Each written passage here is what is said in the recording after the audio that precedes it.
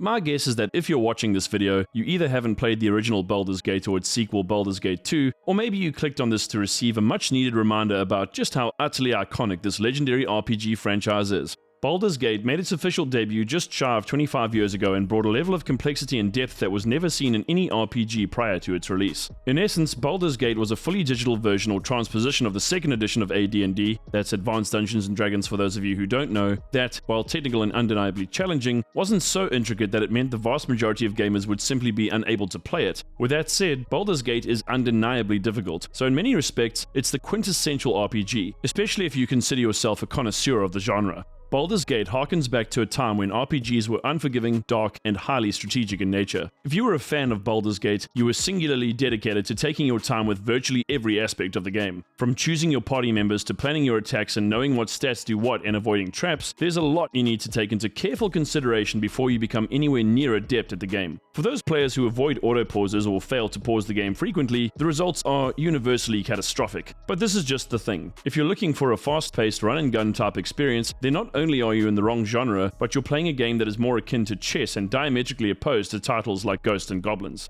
But while the gameplay and surprisingly enduring graphics in the original Baldur's Gate are still something to marvel at and undoubtedly a core part of the experience, the reason why Baldur's Gate and Baldur's Gate 2 are such great games is because of something that most developers simply never achieve when it comes to game design, and that's balance. As I mentioned earlier, while the game is suitably technical, it's not so technical that only a scant few people can play it. It also has an incredibly interesting story that is expertly told over the course of the entire game, so everything you do and every decision you make feels like it has a real weight to it, and that's because it does. In this sense, Baldur's Gate succeeds in that people who play it and progress feel like they're actually achieving something meaningful while also having fun along the way. Is it really possible for a game to be difficult, yet still fun and rewarding at the same time? Yes indeed, and it's called Baldur's Gate. Now, if it's a game with near endless replayability and hundreds of potential hours of playtime for you to enjoy, then Baldur's Gate is it. According to an article by Cameron Lucas that appears on GameRant, the original Baldur's Gate will take you about 40 hours to complete the base game and over 70 hours to 100%. As for Baldur's Gate 2, this should take about 50 hours for the base game and over 90 to complete in its entirety. Bear in mind that this is just a single playthrough, so given the number of classes there are to choose from as well as different choices you can make, in theory, you could play Baldur's Gate and its sequel over and over again and still discover something new each and every time you play. Naturally, many gamers are perfectly content to play a game through just once, but for those of you who are really invested in the lore and intrigue, well, this is one aspect of the games from which you can derive nearly endless enjoyment. I could go on and on about the classic games, but the real focus of this video is Baldur's Gate 3, which has actually been in early access since October 2020, almost 3 years now. So the real question here then is, does it live up to the legacy of the original titles? If you go by the thousands of reviews on Steam for the early access version of the game, then the answer is an unequivocal yes. In all honesty, I think if the developers had somehow messed up with Baldur's Gate 3, there would be riots in the streets and the internet would stop working altogether. But honestly, if there's any RPG you have to play, whether it's this year or in the future, it's Baldur's Gate 3. The most obvious improvement in Baldur's Gate 3 is the game's visuals, which are all rendered in high definition and far more immersive than its predecessors thanks to the all-new Divinity 4 engine. I know that graphics aren't everything, but they really do make Baldur's Gate 3 feel that much more realistic and compelling. But more than the visuals, the sheer size of the game is nothing short of mind-boggling. I will tell you that you're going to need at least 150 gigabytes of free storage space on your computer, and while I'm sure many of you are rolling your eyes at the thought of this, it's becoming increasingly common for modern games to require many gigabytes of hard drive space. Just for the sake of comparison, Forspoken requires the same amount of storage space, so given Baldur's Gate's pedigree and level of depth, I think most of you can give this one a free pass. Of course, when I was talking about size, I actually meant just how big the in-game world is. When Baldur's Gate 3 fully releases, it's said to be the biggest RPG to date. Technically, Baldur's Gate 3 has already been around for nearly 3 years now, with the early access only allowing you to play up to the end of Act 1, which supposedly takes around 30 hours to complete. Believe it or not, many early adopters have spent the better part of the past 3 or so years playing and replaying the first act, which I think is testament to just how good the game already is. I mean, if you find yourself addicted to a pre-release version of a game where only 1/3 of it is available to play, that really does speak volumes about just how amazing the quality of the final product will be.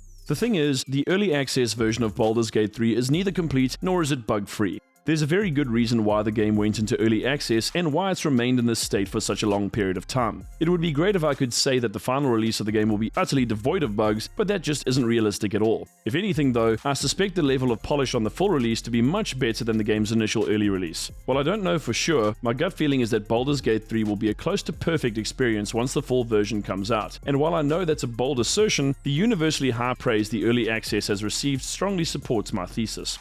One of the coolest things about Baldur's Gate is that because it's based on Dungeons & Dragons, it has a ton of different classes to choose from, 12 to be exact. These classes are Barbarian, Bard, Cleric, Druid, Fighter, Monk, Paladin, Ranger, Rogue, Sorcerer, Warlock, and Wizard. But that isn't where the magic and mayhem stops. Within each class is at least 3 subclasses, and in the end, there will be a total of 46 subclasses available upon the game's official launch. The sheer amount of customizability available to players in Baldur's Gate 3 is truly staggering, and it doesn't even end there. You can also choose to play as any one of the 7 origin characters who each have their own unique traits, agenda, and worldview. These characters are, in no particular order, Gale, Will, Shadowheart, Astarion, Lae'zel, Karlach, and the Dark Urge. Even if you choose not to play as one of these characters, you can still get them to join you in your quest and fight alongside you. So I guess that at minimum, you have more than 50 different possible paths to explore, and that's without factoring in the dialogue and quest-related choices you make. I mean, the game's supposed to come with more than 174 hours of cinematics, so if you wanted to play every single subclass and make every choice imaginable, it would take you at least a few months to do it all, if not several years. It's actually flabbergasting just how much content and options modern games are able to offer up, but even by modern standards, Baldur's Gate 3 seems set to surpass top games with even the loftiest ambitions and gameplay options.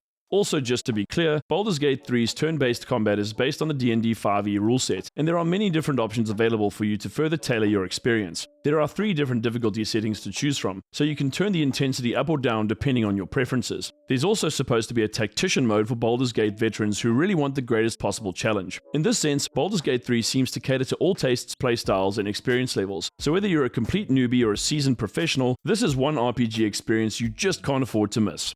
And in case you were wondering, you'll be pleased to know that there is the opportunity for romance in Baldur's Gate 3. Now, whether you're someone who values love and friendship or not, just having the option to forge meaningful relationships, even deep romantic ones, is something the devs at Larian Studios have taken into account. Depending on which character or characters you choose to dedicate your efforts towards will have a significant bearing on how things turn out. Will you be able to stick by your ideals in the face of adversity? Or will love change the way you approach things? Inevitably, that's all up to you. And with so many different avenues available to explore, you're free to experiment to your heart's content. In the end, I can't actually think of a single good reason why you shouldn't play Baldur's Gate 3. The original games are a masterclass in storytelling and game design, and Baldur's Gate 3 is no exception to that rule. In fact, it seems to provide all the goodness of the originals as well as a number of enhancements to make the overall experience that much more enjoyable for players. Even if you don't play another RPG this year, I would implore you to take the plunge and play Baldur's Gate 3. And just so I don't have to tell you later, you're most welcome. Baldur's Gate 3 will officially launch on August 3rd, 2023 for PC and on September 6th for PlayStation.